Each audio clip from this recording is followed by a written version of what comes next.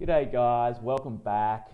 Doing song number 29 of the Eurovision 2025 Song Contest. This is the Australian perspective, and I'm about to do Netherlands, so the Dutch entry for 2025.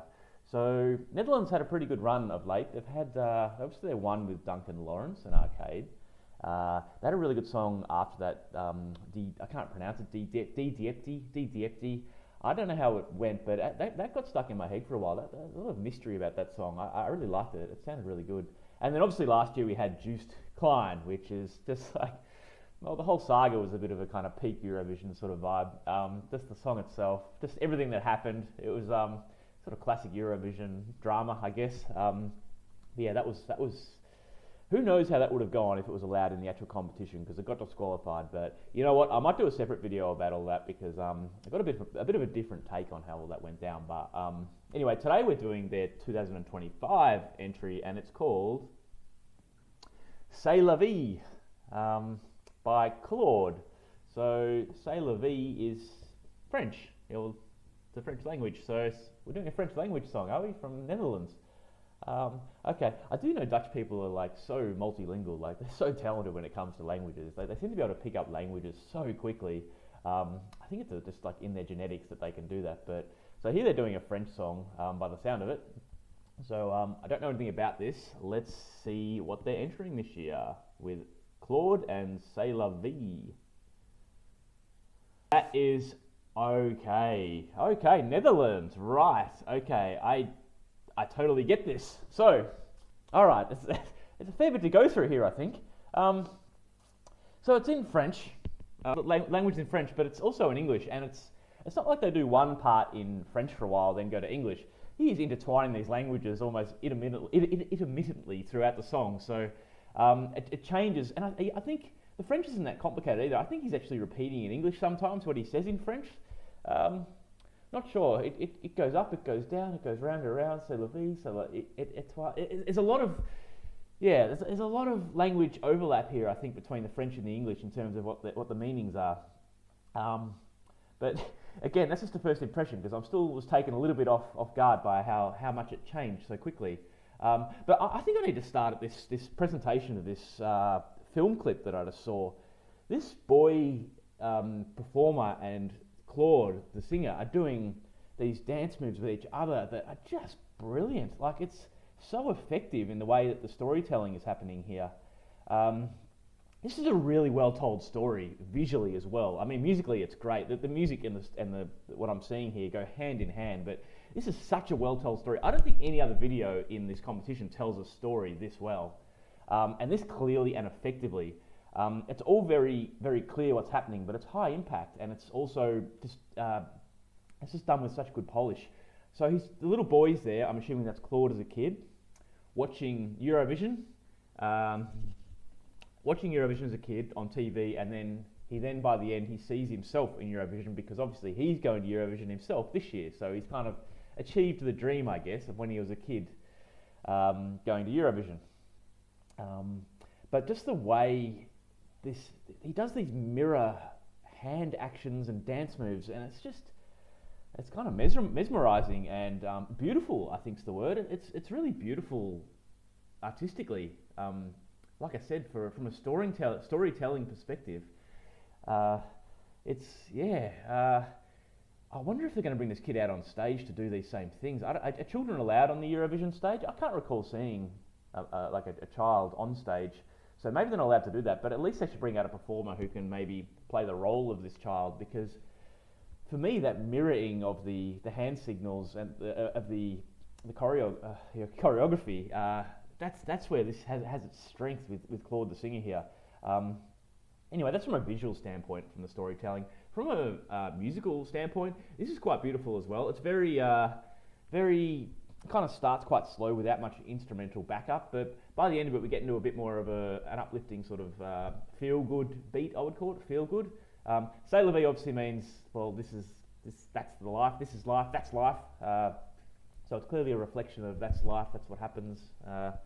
In Australia we might say something like such as life, but yeah, so that's life. So he's sort of seeing his life unfold, but musically the song changes pace a few times. But it gets to a section where he's going a little bit higher. I think it's the bridge section, and it just sounds, really, really nice. I think that's where and he's doing the actions with the boy at the same time. For me, that's where the song really peaks. There were some very weird parts too. Some of these dances, I don't want to say weird, sorry. There were some very intense parts with some of the other dancers. They're sort of holding their face, they're contorting their bodies together to do these sort of moves that are quite firm and rigid. But their faces are quite sort of very, they're not changing, they're not showing much emotion in the face. They're very robotic in the way they're holding they're just resting face as they're doing these moves.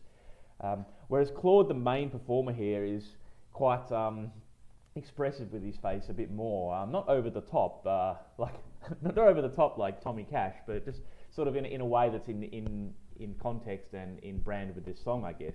But there's also a section where he moves forward and starts doing these dance moves. They're really good moves, and the way the camera pans, I don't know, I'm trying to think back how it worked, but it was very effective.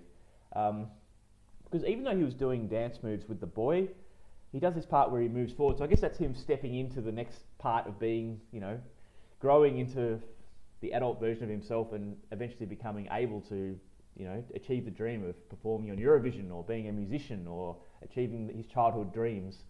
So this is a really well told story visually. I'm a little bit worried I got a bit distracted by the visuals because they were that good at storytelling, and the music felt like a bit of a the music added to the story definitely, but I probably got lost with a few of the lyrics a few times because I was so focused on this great story that was being told. So the chorus was if I just think back, the chorus was da da da, say la vie, say la, something da da da, something goes up, something goes down. Just a lot of intertwined languages going on there. Did he say comme ci, comme ça at some point too? I don't know. I can't wait to listen to this again to go pick up all the little bits of language throughout because I found it hard to know when the English was coming and when the French part was coming, and there might have even been another language in there. I don't know actually now that I think about it. What a great visual. This might be the great video of this. You know what, this probably is the best music video I think I've seen. I'm just trying to think back now. We have this tells a really good story and it does it really well and artistically, and it's beautiful. Like, you just watch this and you can't just help but admire the beauty of the whole package, I guess. But in terms of Eurovision, it's not about the beauty of the package, what we see here. It's about the on-stage performance and how this is going to go live. So vocally, I think he sounds really good. I don't think there's going to be a problem there. I don't think it's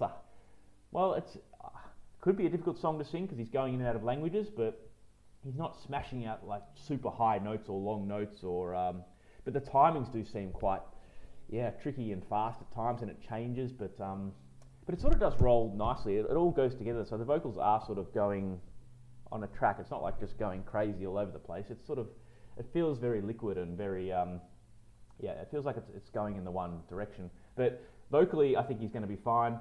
For me, it's how they can tell this story on stage without the boy being there.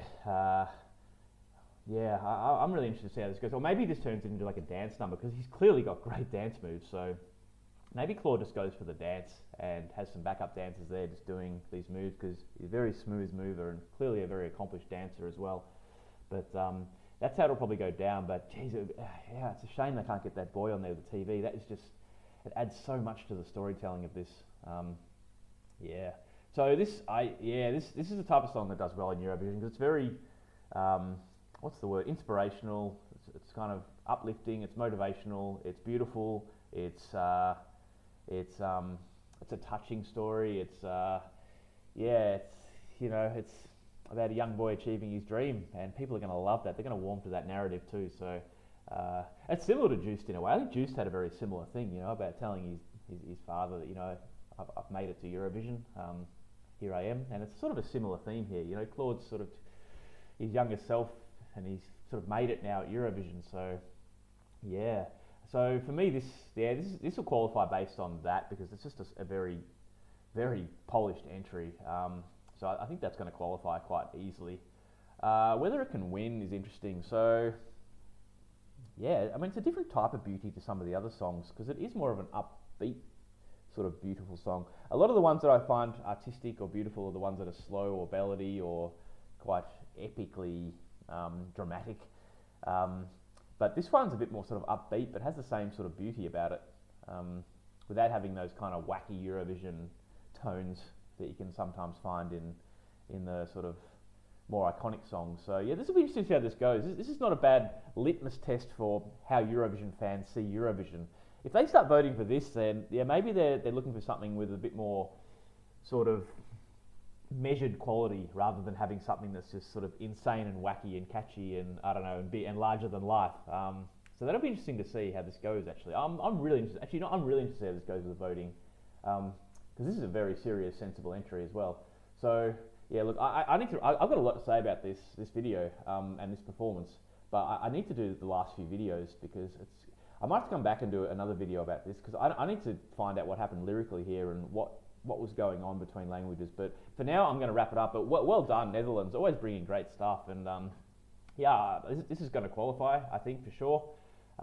It's just whether it's in the winning bracket. That's what I probably need to think about is this a winning chance? And like I said, it's going to come down to, I think, the voter mindset this year, if they're in tune with these sort of more sensible, beautiful, artistic songs, or whether they still are prone to going for those big, loud, sort of eye-catching performances and rhythms and melodies that are a bit more wacky and out there. So anyway, I am absolutely rambling on. I need to go get to the next few videos and wrap this thing up. But well done, Netherlands. I mean, you're always bringing good stuff. And again, this is fantastic. Well done, Claude. And I look forward to reading more about this song because that was a beautiful performance and a beautiful story telling video as well. So well done. But for now, I am going to move on to the next one. Thanks, guys.